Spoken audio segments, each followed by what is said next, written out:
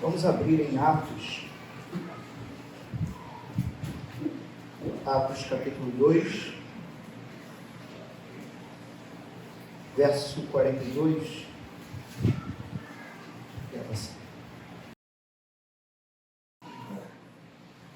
Agora sim. Atos, capítulo 2,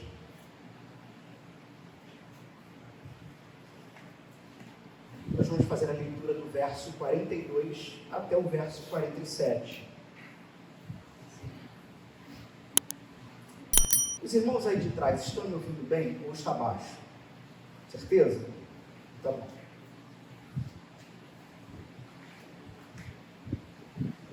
Diz o seguinte a palavra do Senhor: e perseveravam na doutrina dos apóstolos e na comunhão, no partir do pão e nas orações. E em cada alma havia temor, e muitos prodígios e sinais eram feitos por intermédio dos apóstolos. Todos os que creram estavam juntos e tinham tudo em comum. Vendiam as suas propriedades e bens, distribuindo o produto entre todos, à medida que alguém tinha necessidade. Diariamente perseveravam unânimes no templo, partiam o pão de casa em casa e tomavam as suas refeições com alegria e singeleza de coração, louvando a Deus e contando com a simpatia de todo o povo. Enquanto isso, acrescentava-lhes o Senhor, dia a dia, os que iam sendo salvos. Amém? Podem assentar.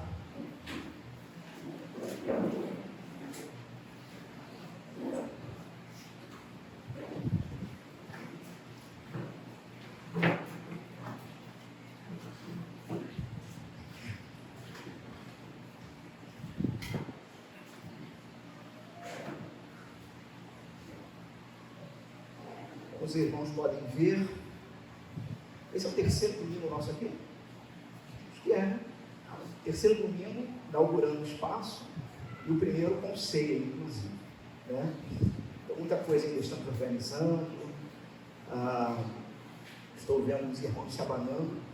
A vantagem é que a gente não pode dizer que o nosso culto não é um culto quente, né?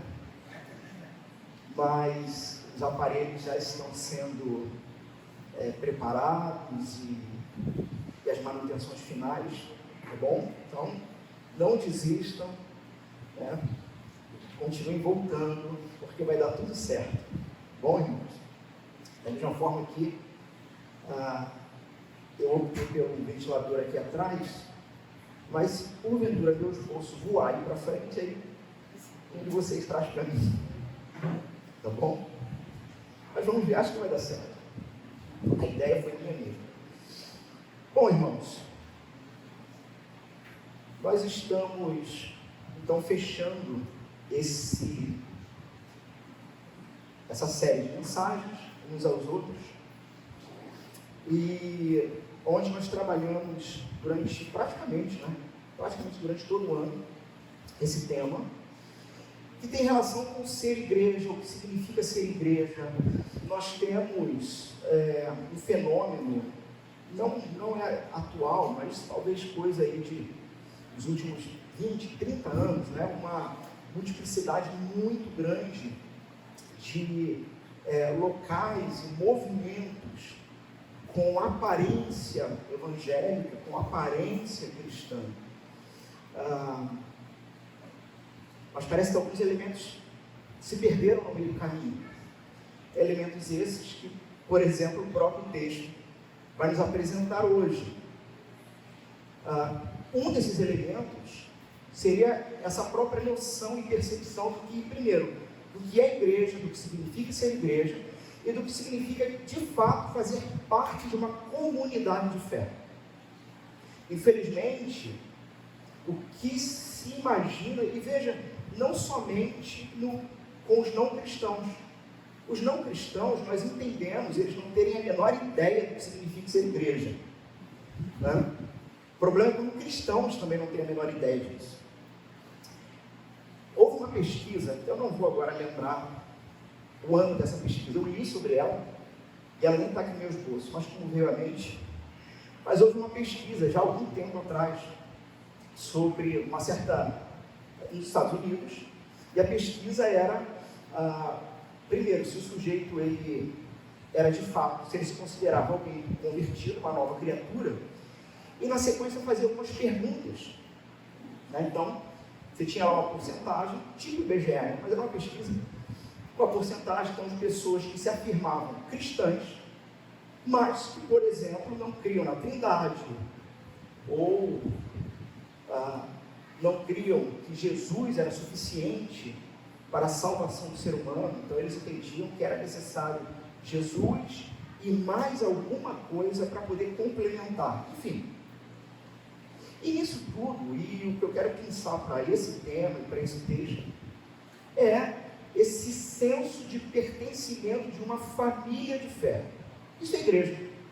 Talvez de forma geral isso seja igreja, mas parece que é exatamente isso que se perdeu por aí, onde a igreja se tornou um local, um movimento, um ambiente onde supostamente você tem suas tristezas sempre esquecidas, com boa música,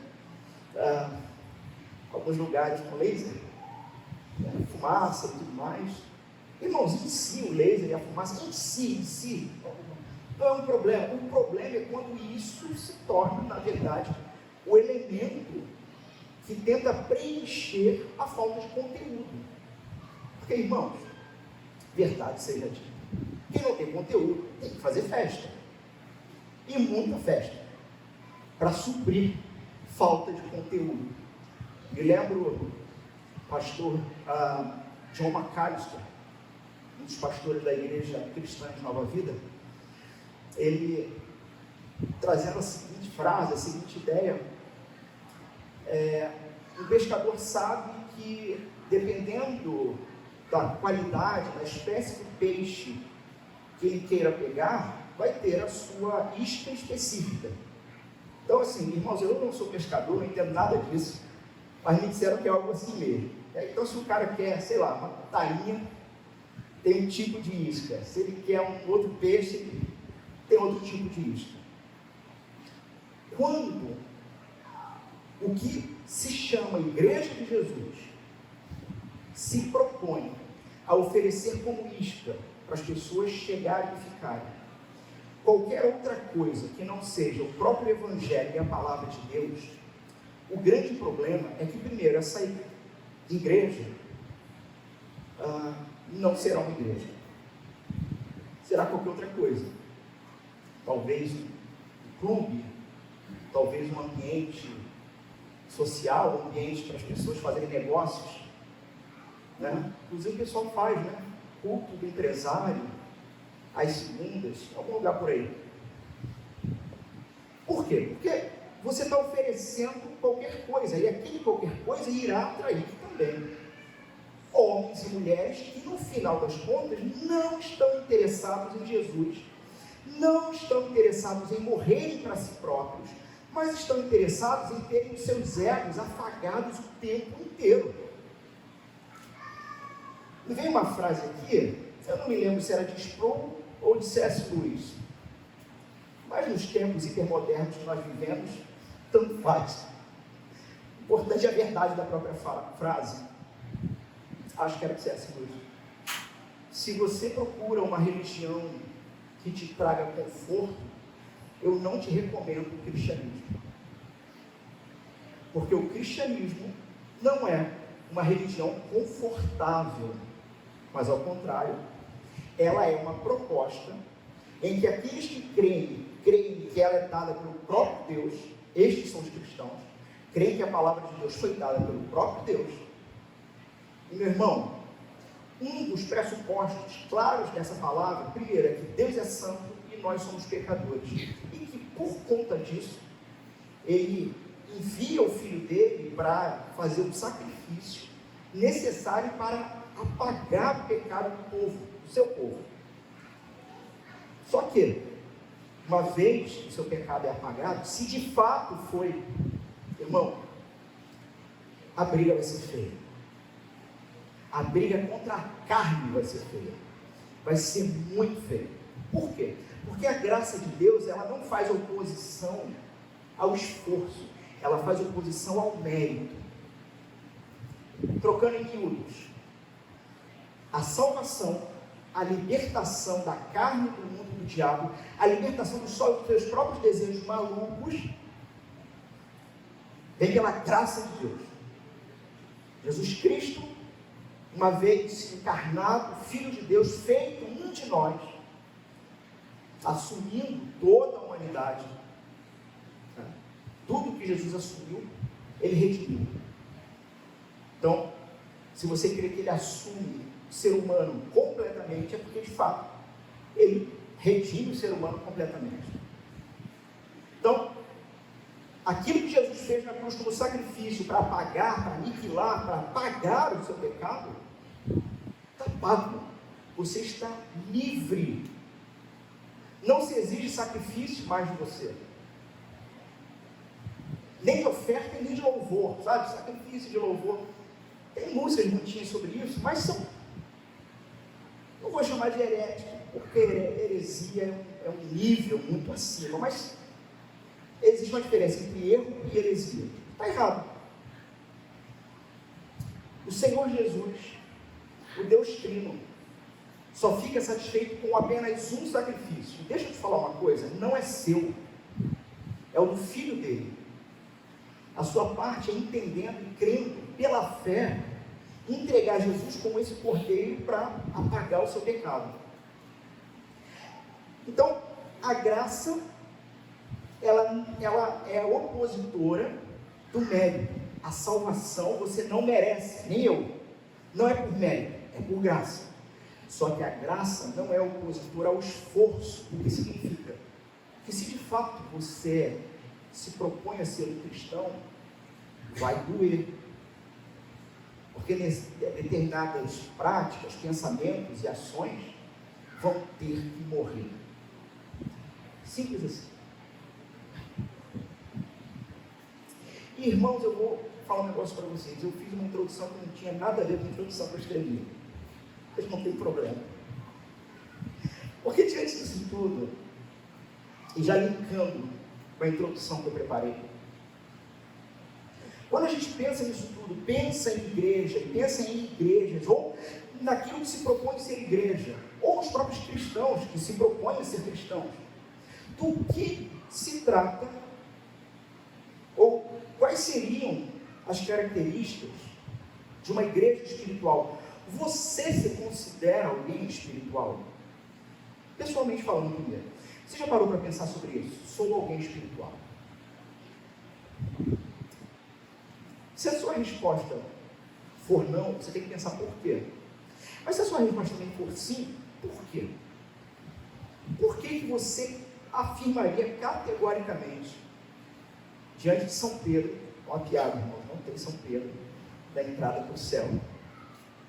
Mas se tivesse alguém para te perguntar, não precisa ir para o céu, aqui mesmo, aqui na esquina, na rua, irmão, você é alguém espiritual? Sou. Por quê? Por que você se considera alguém espiritual? E mais, você, da mesma forma, está em busca de uma igreja espiritual? Você está buscando isso? Você está procurando isso de verdade? Lembrando que, então, uma igreja espiritual de fato, dentro dos padrões do Evangelho, necessariamente não será uma igreja que irá afagar o seu ego, sem se importar se você tem uma vida santa ou não. Mas volta a pergunta: você está em busca de uma igreja espiritual? Se está, você sabe exatamente o que você está procurando? O que é uma igreja espiritual? Quais são as evidências de fato da presença de Deus numa igreja? Quais são as evidências do poder de Deus agindo, atuando em uma igreja? Me parece, eu posso, talvez, no meu parecer, está errado, mas eu creio que não. Mas me parece que se nós fizéssemos uma pesquisa, e eu confesso a vocês que eu pensei, poxa, eu deveria ter feito. Sabe aquelas caixinhas de Instagram? Nunca abri aquele negócio. Nunca abri aquilo. Mas talvez valesse a pergunta. Você se considera alguém espiritual? Quais são as características de uma igreja espiritual? Eu tenho a impressão de que talvez grande parte das respostas partiriam de experiências, muitas delas frívolas, superficiais, onde o indivíduo passa de segunda a sábado tomando pancada do mundo aí fora, e no domingo procura uma igreja onde ele possa ter uma catarse espiritual, sabe? Bota para fora, chora bastante, é bom que não dá câncer, né? Não somatiza no corpo, põe para fora. E o grande problema é que muitas das vezes, se esse êxtase espiritual não acaba no pós-culto, depois da pizza, não dura até terça. Ou quando não, o próprio indivíduo chega na segunda-feira e quando honestamente olha para a vida dele, ele percebe: nada mudou. O que mudou? Irmãos, o texto que nós temos para hoje, o texto que nós lemos hoje, se trata então de um texto que ele é uma espécie, para quem é músico vai entender, ele é uma ponte, na linguagem musical. Ele é uma ponte, ele é um trecho que conecta uma parte com uma outra parte. Você tem uma parte anterior a esse texto, e logo na sequência você vai ter os desdobramentos ou os esmiuçamentos desse pequeno pedaço, do 42 ao 47. Então, do verso 42 ao verso 47, Lucas, que registra o livro de Atos, ele está fazendo uma espécie de resumo de tudo que vai vir antes. Só que isso aqui só foi possível pelo que aconteceu, de tudo que vai vir depois. Isso aqui é possível pelo que aconteceu antes.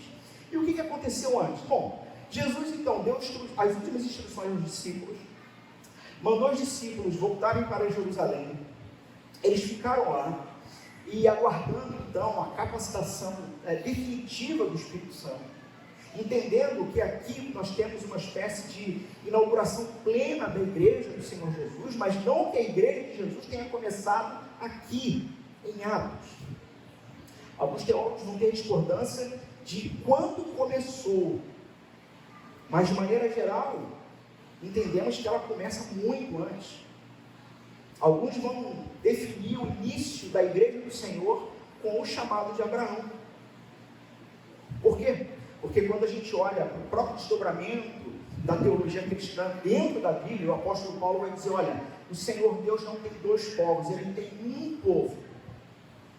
Ele tem um povo. E os gentios foram enxertados nesse povo. Enxertados, para quem não sabe, uma linguagem da... Como é que chama? Agricultura, não. Vocês entenderam?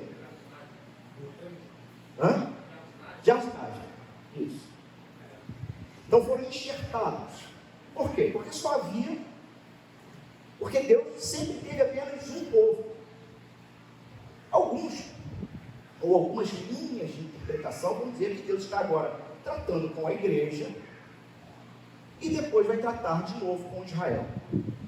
No entanto, a igreja é chamada de Israel, em vários outros pontos bíblicos.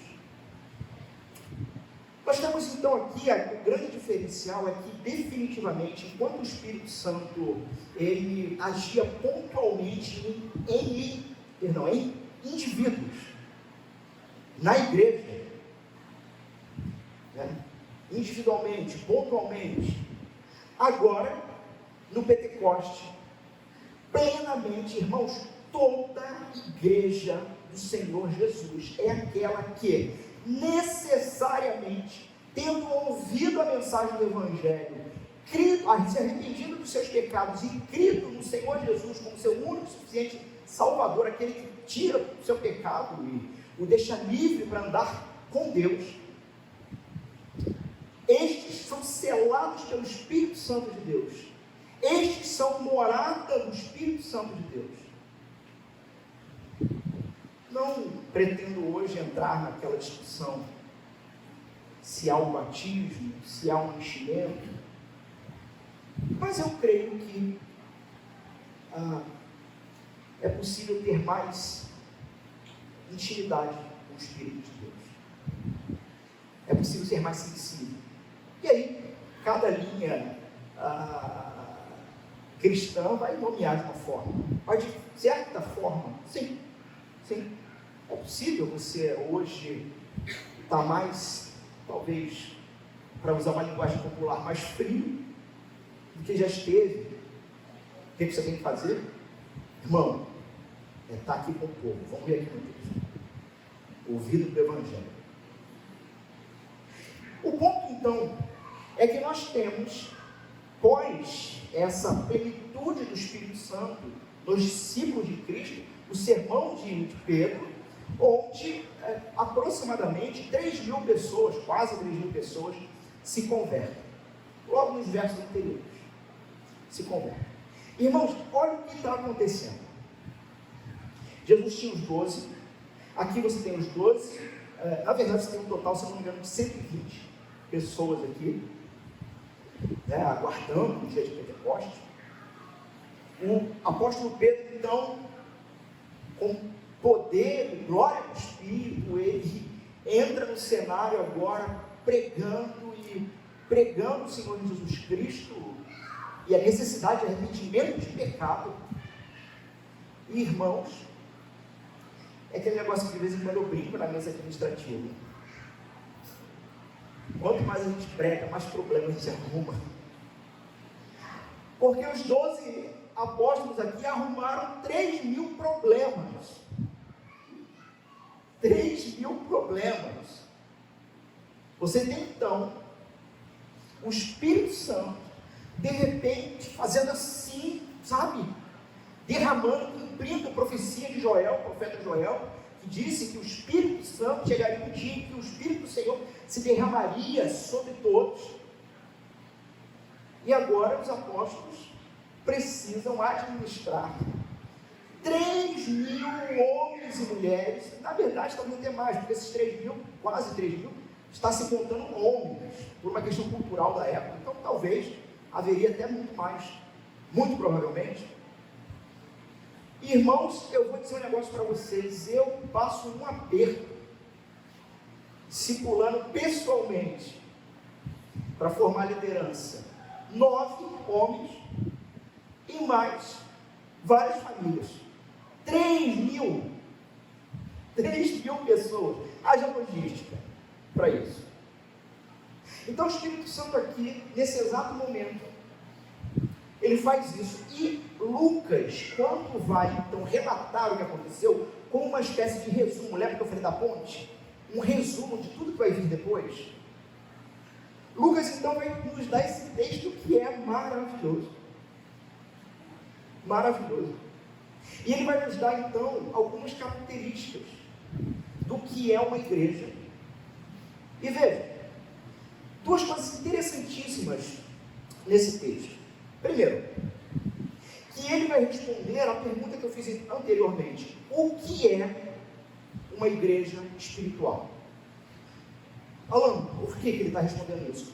Porque o Espírito Santo acabou de inaugurar esse momento histórico.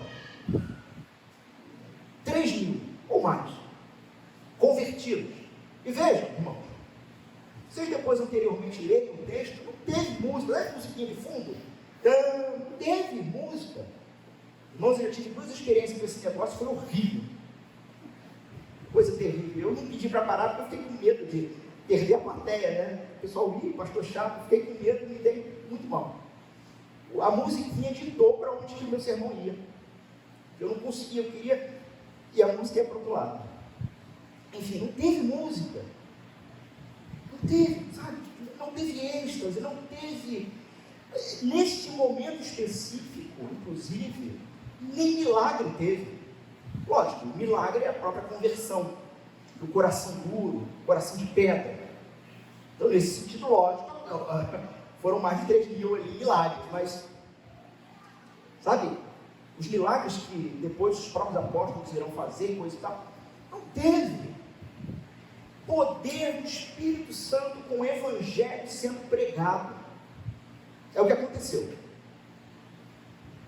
Então, nós temos primeiramente, nesses versos de 42 a 47, características de uma igreja completamente avivada.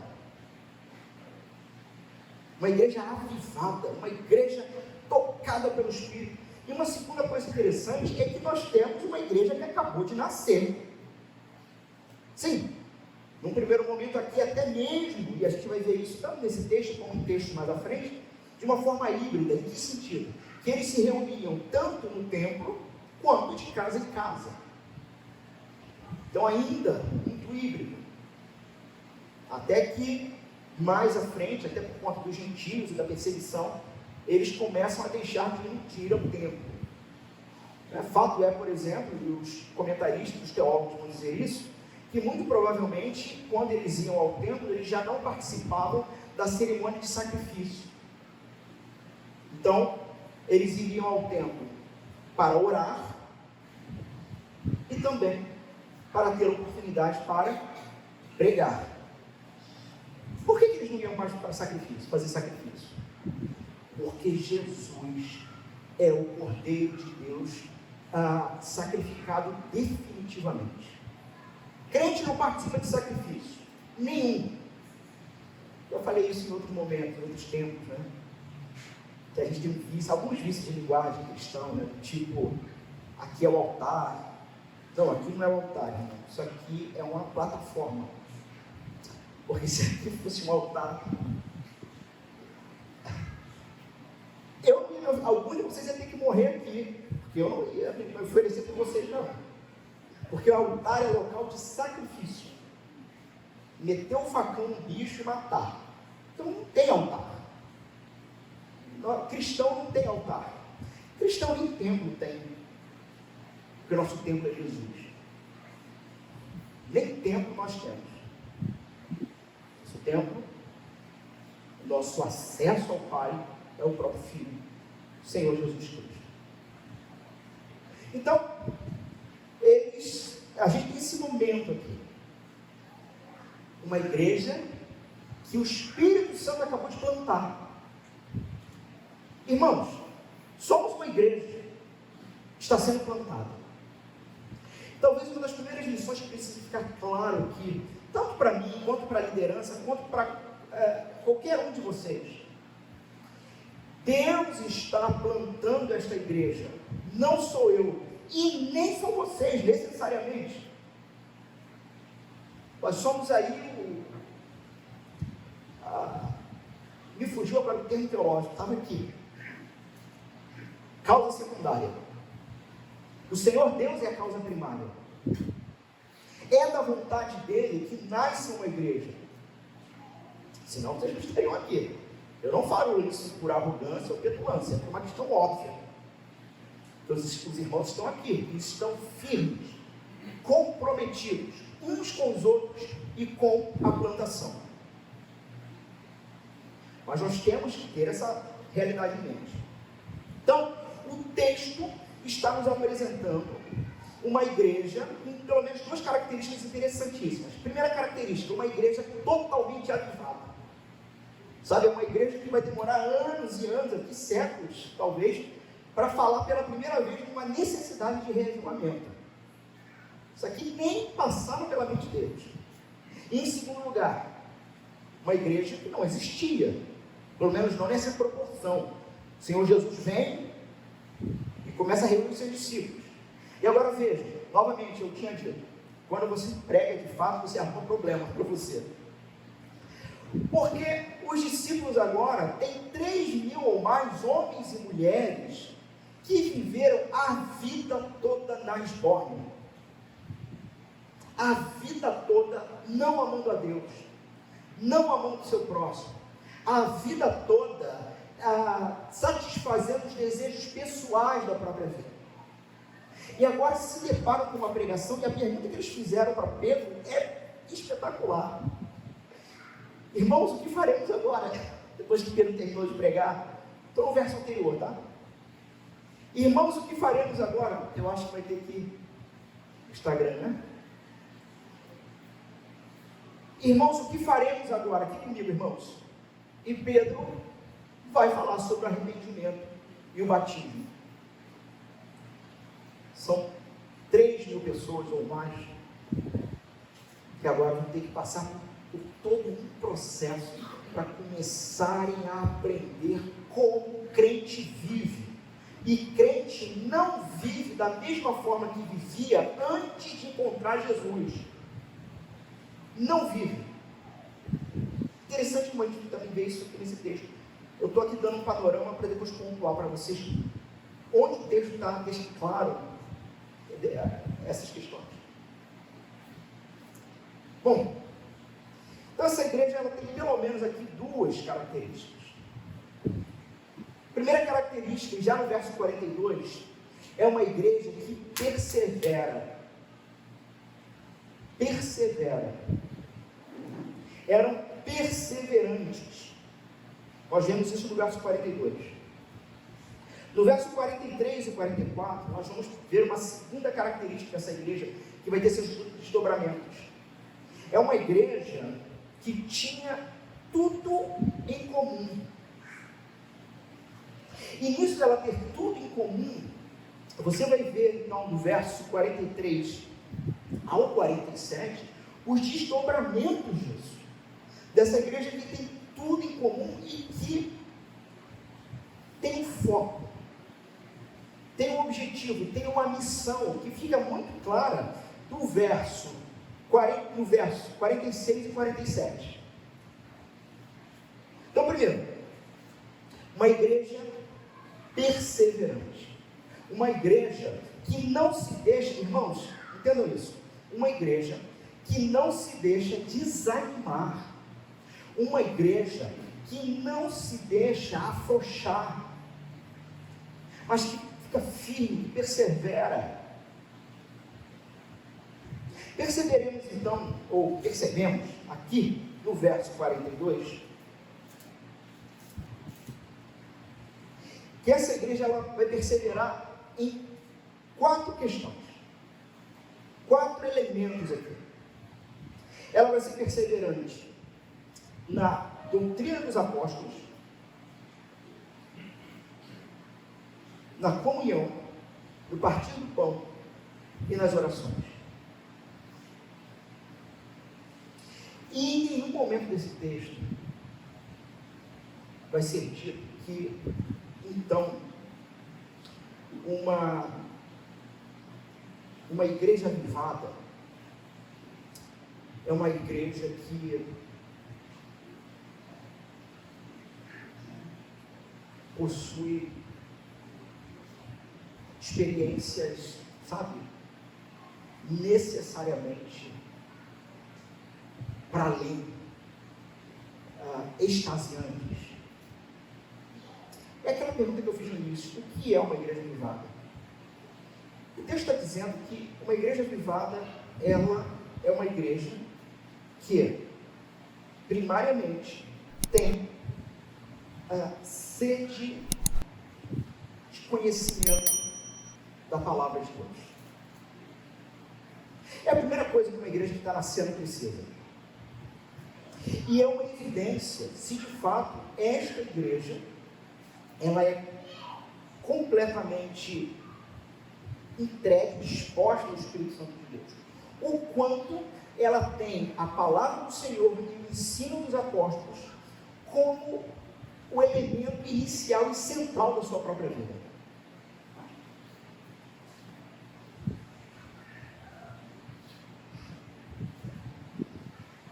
Então, a primeira evidência da presença do Espírito Santo é que os irmãos perseveram na doutrina dos apóstolos.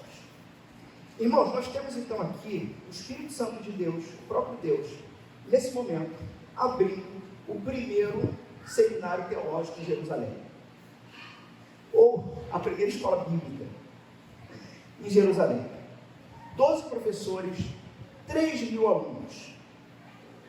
Percebe-se que em todo o texto, irmãos, e não que naquele momento, naquele primeiro momento da igreja, relacionado aos apóstolos, não houvesse questões místicas e fora do comum, sobrenaturais acontecendo. O ponto é que não era isso que a igreja buscava.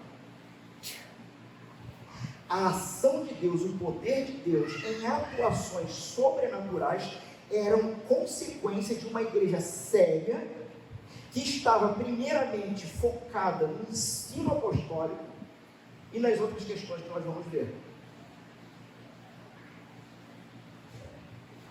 Então, o foco, meus irmãos, aqui não era pela busca do místico, sabe? Não era buscar por experiências, que vemos em tantos lugares, uma busca frenética por experiências, a ponto de se rejeitar e de se abandonar a mente e a própria teologia.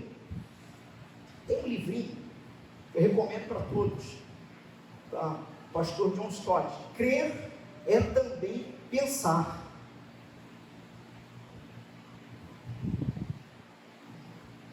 Nós temos então essa primeira característica, apontando para o fato que a plenitude do Espírito, ou ser pleno do Espírito de Deus, não significa anti-intelectualismo. Ser pleno do Espírito de Deus não significa o abandono profundo das Escrituras. Ser pleno do Espírito de Deus não tem nada a ver, sabe, com aquele verso que o pessoal interpreta tão mal, né? Que a letra mata e o Espírito vivifica. Não é esse o contexto, não é essa a ideia. Nós temos então uma igreja que acabou de nascer e que precisa ser instruída e que está plena do Espírito Santo de Deus, ou seja, plena do Espírito da verdade. Irmãos, e perceba o seguinte, uma igreja então, que ela perseverava, era firme e era constante a estar aos pés dos apóstolos para aprender das doutrinas dos apóstolos. Sabe o que significa? Que eles não ficavam fazendo jejum de 72 horas de joelhos e esperando vir a revelação do céu. Significava que eles estavam aos pés dos mestres que tinham andado com o Mestre Jesus. Se empenhavam, se esforçavam então no estudo dos apóstolos. Se tratava então de homens e mulheres ansiosos por novas instruções, pelo ensino. O ensino dos apóstolos, meus irmãos, ele chegou até nós. E ele chegou de uma maneira definitiva. Como? Pelo Novo Testamento. É por isso que nós, cristãos, protestantes, evangélicos, afirmamos, sem medo de afirmar, somos apostólicos. A nossa fé é apostólica. Por quê? Porque se os apóstolos não tivessem... Vocês leram de algum livro que Jesus escreveu? Alguém já leu? Se alguém levantar a mão, a gente conversa depois ali no cantinho. A única coisa que Jesus escreveu, o Espírito do Senhor não deixou a gente dizer o que era. Quando ele escreveu na areia lá, a única coisa que tem de registro é que ele escreveu alguma coisa. Se os apóstolos, escolhidos pelo próprio Cristo, não tivessem registrado seus livros e cartas do Evangelho, irmãos, o que todos nós seríamos hoje seriam minimamente judeus, praticantes, ortodoxos, sabe? Aí sim, ia ter um altar aqui, vocês cada um ia ter que trazer um cabrito. Já vi por aí que o cabrito está R$700.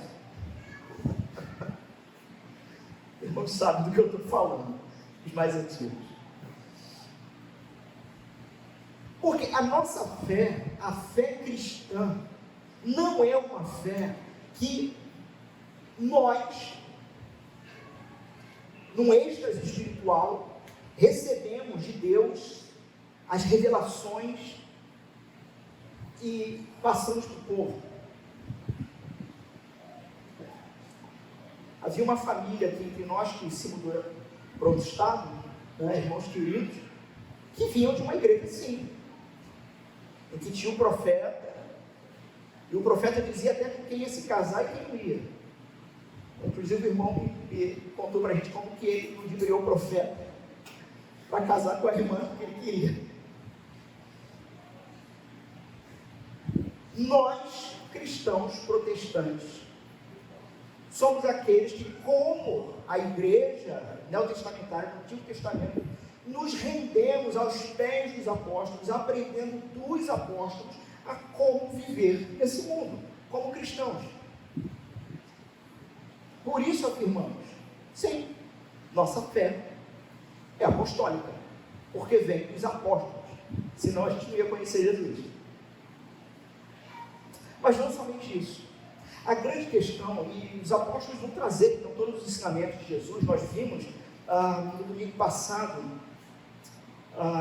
em Romanos 12, o apóstolo Paulo praticamente citando um ensinamento de Jesus. E para quem não sabe, as cartas do apóstolo Paulo foram registradas primeiro do que os evangelhos. Então é interessante, o apóstolo Paulo numa carta citando o que Jesus falou, e o evangelho mesmo não estava nem escrito ainda. O evangelho, os apóstolos foram ensinando o que Jesus falou. Mas o grande ponto, e o que nos torna diferentes de qualquer outra proposta religiosa que exista por aí, dentro do corpo doutrinário apostólico, é aquilo que se apresenta sobre Jesus Cristo, e aquilo que se apresenta sobre o evangelho.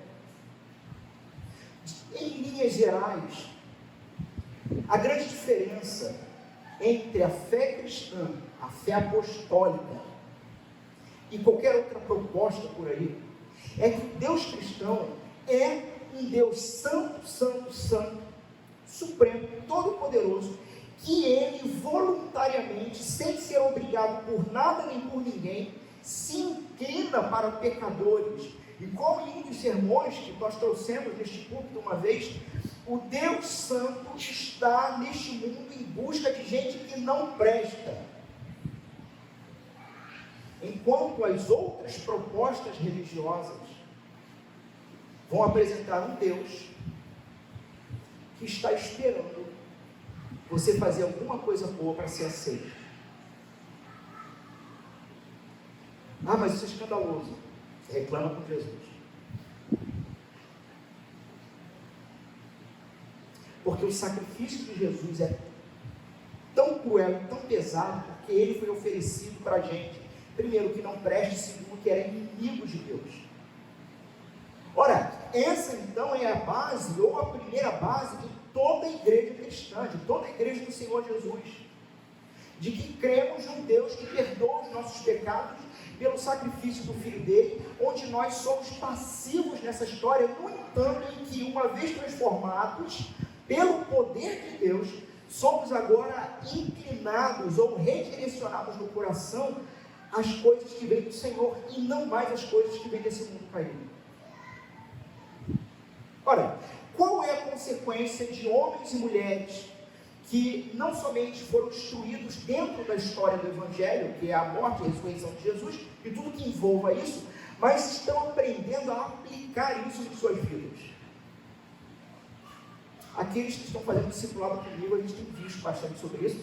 Irmãos, os que não estão ainda, não se desesperem. Ano que vem será ano de vitória. Ano que vem vai ser ano que a gente vai conseguir arrumar essa agenda. Porque esse é o ponto.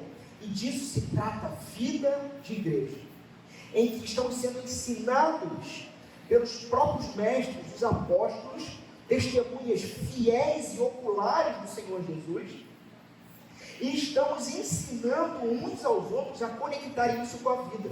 E qual é a consequência disso? A consequência disso é que eles perseveravam não apenas na doutrina, mas também na própria comunhão. Homens e mulheres que pecam só conseguem ficar juntos durante muito tempo sem brigar se tiver sido transformado pelo Espírito de Deus. Ah, pastor, não é para tanto, é? Como é que foi Como é que foi teu Natal depois das eleições de 2018? Em família. As pessoas brigam. No entanto, o texto está dizendo que uma igreja avivada pelo Espírito, uma igreja, então, que é instruída pela palavra de Deus, é uma igreja que a consequência dela vai ser também perseverar, lutar, ser constante na vida comunitária. E o que envolve vida comunitária, ele fala na sequência do texto, tem relação com amor. A palavra de Deus precisa gerar amor. Se você não tem amor no seu coração pelo Senhor Deus e pelo seu vizinho, detalhe, deixa eu piorar o negócio, é que esse vizinho pode ser até seu inimigo. Romanos 12, domingo passado. Se no seu coração não há amor, a maior e principal evidência de que você foi transformado e regenerado pelo Espírito Santo de Deus e que foi livre do inferno, você não tem. Porque essa é a consequência então de uma igreja instruída pela palavra, que ela vai perseverar agora na comunhão, na koinonia. O texto, ou o próprio termo, ele tem duas interpretações que não se contradizem, na verdade meio que se apoiam. Uma primeira interpretação tem de fato uma ideia de partilha, de não permitir a necessidade, sabe? E a gente vai ver isso na sequência do texto.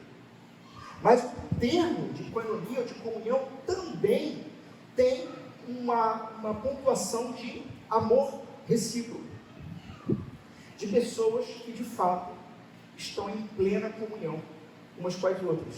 Por quê? Porque estão em comunhão com Deus.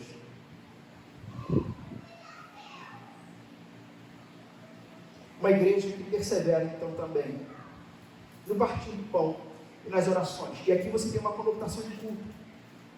Porque o partir do pão, embora você tenha aqui uma ideia de partilha de alimentos, a ideia aqui do texto é a ideia da mesa do Senhor, da ceia do Senhor. Os teólogos e comentaristas vão ser muito inclinados por causa de outros textos como esse. Por exemplo, abram comigo em Atos capítulo 20,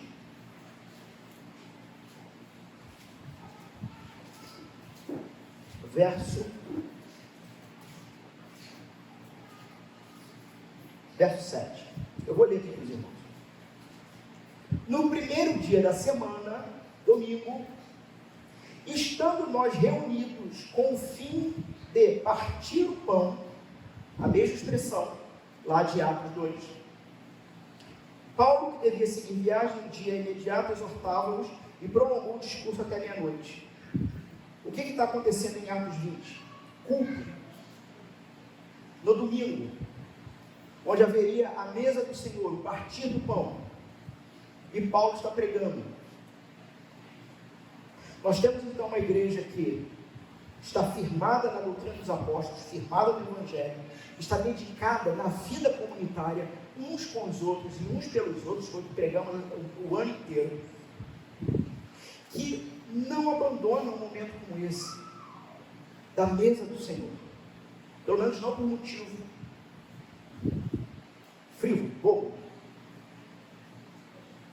mas entende que a consequência de estar ligado a Jesus, pelo Evangelho, em comunhão uns com os outros, é a comunhão do corpo, da carne e do sangue de Jesus.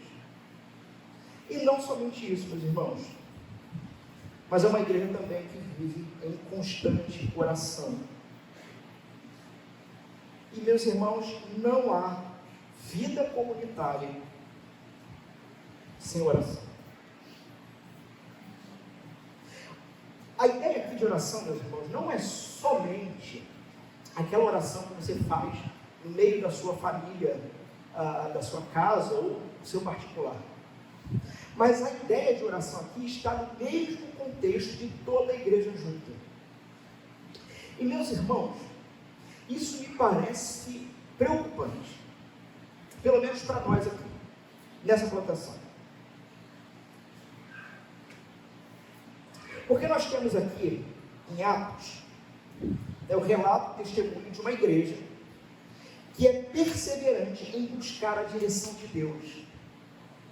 Ela não se cansa, e mesmo que canse, ela continua. Ela está constantemente buscando a direção de Deus, porque sabe que depende de Deus, porque tem na sua raiz, no seu DNA, as palavras, por exemplo, de Jesus dizendo: sem mim, vocês não podem fazer nada, absolutamente nada. No entanto, meus irmãos, me parece que esta igreja está orando pouco, muito pouco. No ano passado, nós tínhamos reunião de oração todo domingo às 8 horas da manhã, online. Não tínhamos prédio e tudo mais. Mas a adesão dos irmãos, e aqui, irmão, eu vou reviver uma fala que às vezes é necessária. Já falei uma ou duas vezes aqui.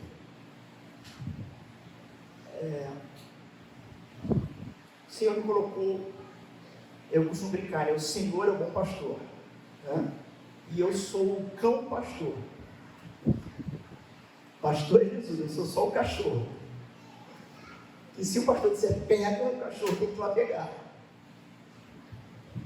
Pastor é Jesus. O Senhor me colocou para pastorear vocês. Então, quando eu prego aqui no púlpito, eu não estou jogando conversa fora, eu estou falando para vocês. Eu não estou jogando indireto, eu sei do que eu estou falando. E cada um de vocês que o Senhor colocou aqui. Então, no ano passado, nós tínhamos todos os domingos a reunião de oração, mas a adesão já era muito pouco. Muito pouco. Até que chegou um momento em que eu e mais um ou dois da mesa administrativa, também já cansados, talvez tenhamos falhado nisso, não perseveramos, como o texto de Atos diz que a gente tem que perseverar. Talvez pensando nos irmãos, optamos por fazer apenas um domingo no mês. Irmãos, que absurdo. Um domingo de oração comunitária no mês. Irmãos, que noção do que é isso? Como que nós estamos em pecado? Deixa eu piorar. Domingo, 8 horas da manhã. Sei que alguns trabalham, aí não tem o que fazer. Mas domingo, 8 horas da manhã, você não tem coragem de ligar o Zoom. 5 para as 8. Você não tem coragem de ligar o Zoom para ter um momento de 40 a 50 minutos com seus irmãos em oração. E no domingo você quer vir para cá cantar. Os irmãos,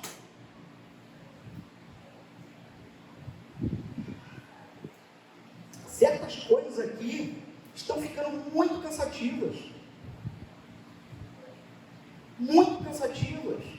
Porque a impressão que eu tenho é que nós estamos entrando naquela linha de igreja em que vocês estão se tornando consumidores. E a direção da igreja tem que se matar para servir vocês. E essa igreja não nasceu assim. E eu não vou deixar isso acontecer. E a fidelidade da liderança dessa igreja precisa ser ao Senhor Jesus e não aos caprichos da igreja. A igreja tem que se arrepender do seu pecado e voltar para a direção certa. A igreja lá então buscava a direção de Deus porque sabia que dependia de Deus. Nós estamos buscando o que, meus irmãos? Nós só temos um culto uma vez na semana, à noite. E às vezes, por qualquer coisa, esse culto é jogado para o alto. E você me manda mensagem dizendo que não vem. justificar para mim, fala com Jesus. Só fala assim, pastor, eu não vou poder ir não. Tá bom. E se eu ficar calado, é porque eu não quis brigar com você. Eu prefiro, ó, segura, porque tem que tratar a ovelha pessoalmente. Esse negócio de internet também às vezes não é bom, né? Só temos o culto no domingo à noite.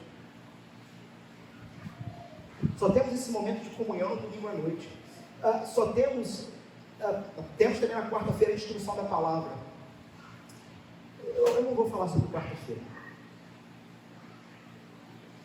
porque é mais um dia em que eu e a mesa administrativa estamos nos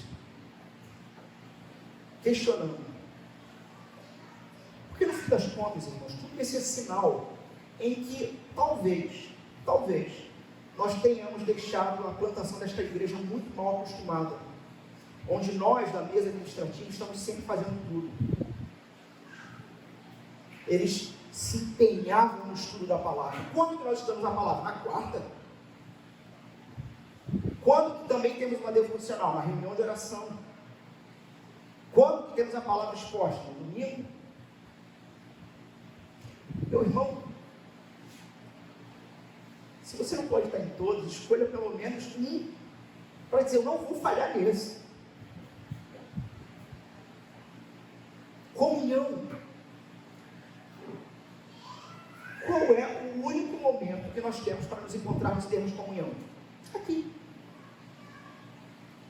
Ah, pastor, então faz alguma coisa para a gente vir aqui na terça. Não fazer nada, você nem o Zoom abre. Eu vou trazer você para cá? Não vou. Porque essa igreja foi plantada com um DNA. Domingo é dia de coinonia, dia de comunhão, de oração, culto ao Senhor e estudo da palavra, explanação da palavra. É o dia em que nós somos exortados, somos recarregados, para que de segunda a sábado façamos o que consta no verso 46 e 47, que eu já vi que a gente não vai nem ter tempo de entrar hoje, que é a missão. Aqui somos capacitados para a missão. O Senhor nos livrou da ira do inferno, o Senhor nos livrou da embriaguez, o Senhor nos livrou das drogas, o Senhor nos livrou da prostituição. Para quê? Para que fôssemos em busca de outros irmãos nossos que estão perdidos e nem sabem que são nossos irmãos e que estão perdidos. Ou seja, de segunda a sábado há uma missão. E no domingo, comunhão, oração, louvor e palavra. Não negligencie isso, porque você está negligenciando a sua vida, porque você está negligenciando a sua família, porque quando vier o dia mau, você vai me pedir para orar, e se eu souber que você, em vez de vir para cá, foi para o cinema, eu vou te mandar ir para o cinema, e vou mesmo. Pastor, vem orar por mim, irmão. Vocês sabem que a gente tem uma lista de chamada na entrada da igreja? A maioria não sabe. Tem uma lista de chamada, e é quase igual, sabe a academia? Tu vai na academia reclamar? Eu estou pagando aqui, esses aparelhos aí, não me fizeram aí, não perdi nada. Aí o dono da academia, vem cá, vamos ver quantas vezes tu vem na semana. Pastor, minha vida não muda. Há quanto tempo sem estar com o povo de Deus?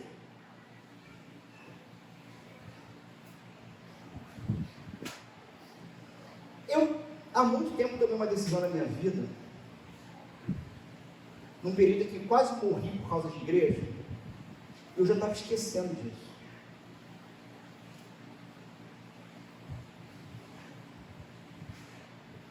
O meu papel não é agradar os irmãos. O meu papel é abrir a jaula do leão e deixar o leão pegar vocês. Da mesma forma que me pega. Eu não estou me tirando dessa não. Porque todos nós somos ovelhas do bom pastor.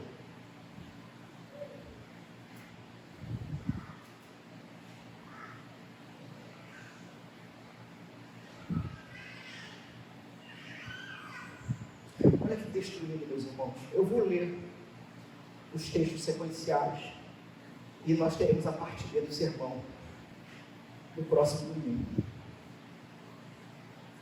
Mas esse texto aqui é a consequência da doutrina dos apóstolos, da comunhão, do partir do pão e da oração. Que coisa linda isso. E um músico chamado Guilherme Kerr fez uma música que acho que representa muito o espírito do texto. Eu compartilhei lá no Instagram, no meu, né? Porque no da igreja não dá para botar música. Mas no meu, eu compartilhei com a canção. Depois você pode ouvir em casa. Inclusive, talvez pode ser um pós-lúdio. E para a semana que vem também, para esse texto. Olha isso. Isso aqui é lindo demais, né? Isso aqui é igreja. Quando eu estava no seminário, quando eu entrei no seminário, eu achei que eu seria um grande teólogo. Eu achei que eu ia discutir as grandes questões da academia. Mas uma vez que me ordenaram, me colocaram numa igreja, meus irmãos, eu comecei realmente a ver o que é ser pastor. Ou você ama a igreja, ou você ama o povo de Jesus, ou você está no lugar errado. Eu acho que esse texto retrata isso, retrata essa beleza, essa doçura, essa singeleza. Ouça o texto, e nós vamos fazer uma oração, nos preparando também para a mesa do Senhor. Em cada alma havia temor. Que vontade de continuar pregando. Temor. Será que vocês não conseguem abrir isso na quarta do domingo porque lhes falta temor? Em cada alma havia temor. E muitos prodígios e sinais eram feitos por intermédio dos apóstolos. Todos os que creram, irmãos, todos os que creram estavam juntos. Todos os que creram estavam juntos e tinham tudo em comum.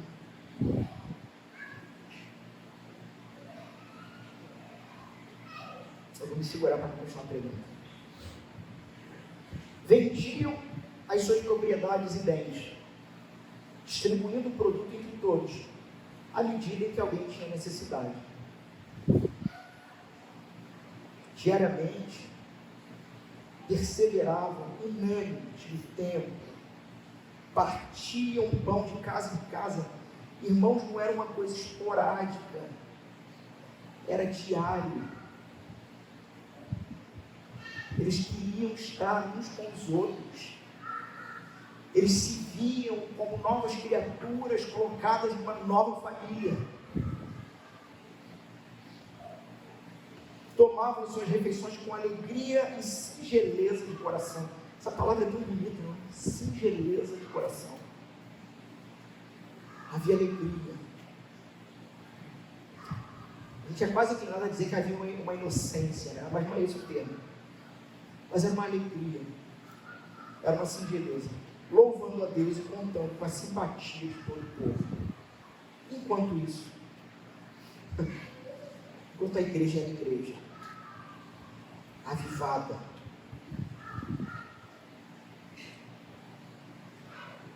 enquanto isso, vocês percebem que tudo aqui é bom? Tudo que a igreja faz aqui, houve alguma coisa aqui difícil de fazer, doída, dolorosa? Irmãos, singeleza de coração. Tudo aqui é bom. Quem está trabalhando aqui? Só um. Só um. Porque enquanto a igreja era igreja, o Senhor trabalhava, acrescentando, trazendo, fortificando.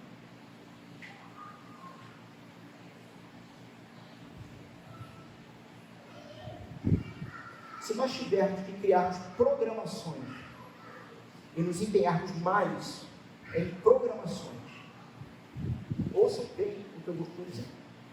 Se esta igreja, em algum momento da sua caminhada, decidir gastar mais dinheiro e tempo com programações do que uns com os outros,